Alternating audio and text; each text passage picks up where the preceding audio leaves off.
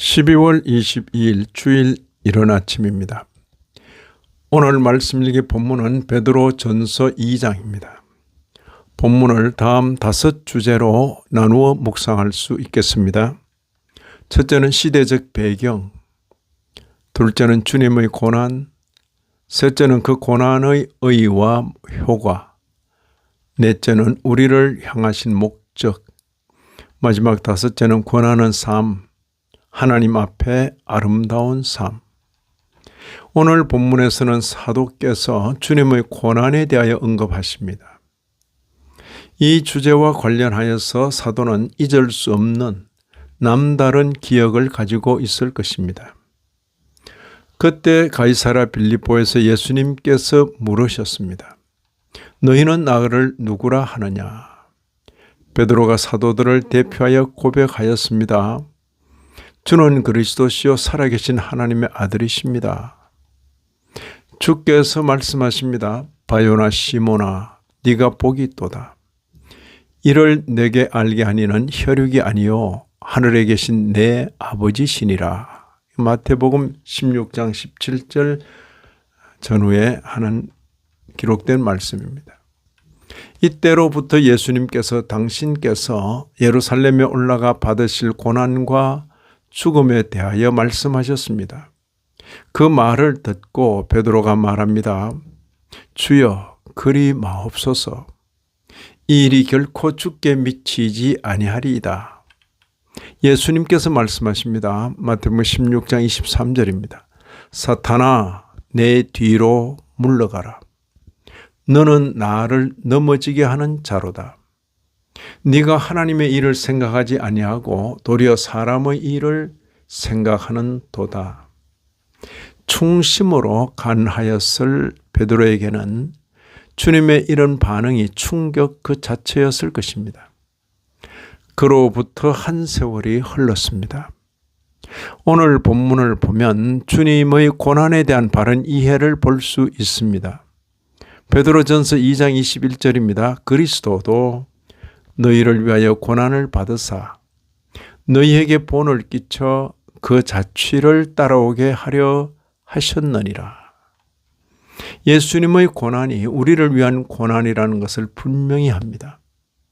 그 고난이 아니고는 우리의 구속을 이루실 수 없다는 것을 잘 알고 있습니다. 베드로전서 1장 19절입니다. 너희가 대속함을 받은 것은 오직 그리스도의 보배로운 피로 된 것이니라. 고난에 대한 이해는 거기에 멈추지 않습니다.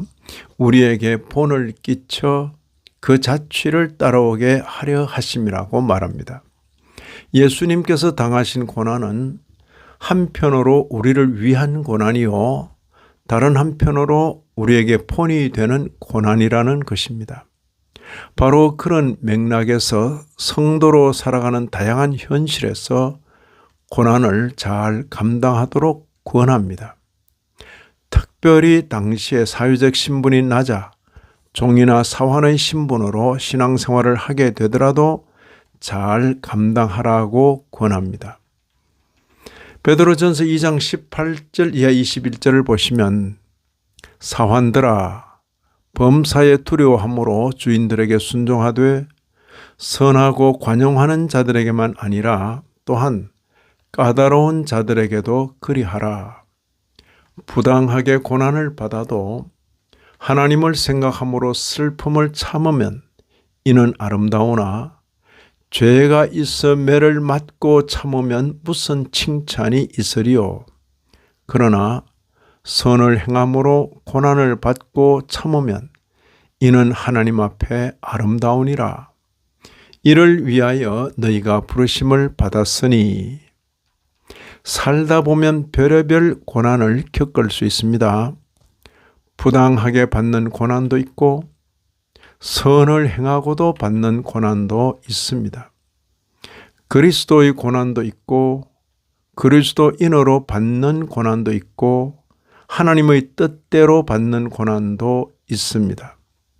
이제는 더 이상 고난이 낯설어 주님께서 가실 길을 가로막던 시몬이 아닙니다.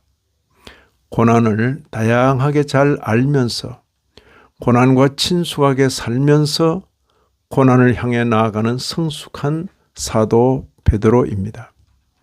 이런 말씀을 읽는 신약교회 성도인 우리로서는 예수님의 고난을 바로 알고 그 고난으로 말미암은 은택을 받아 누리며 주님의 고난을 본받아 살아야 하겠습니다. 이 아침에도 말씀에 참여하신 모든 분들 위해 하나님의 크신 은혜가 더하시기를 진심으로 기원합니다.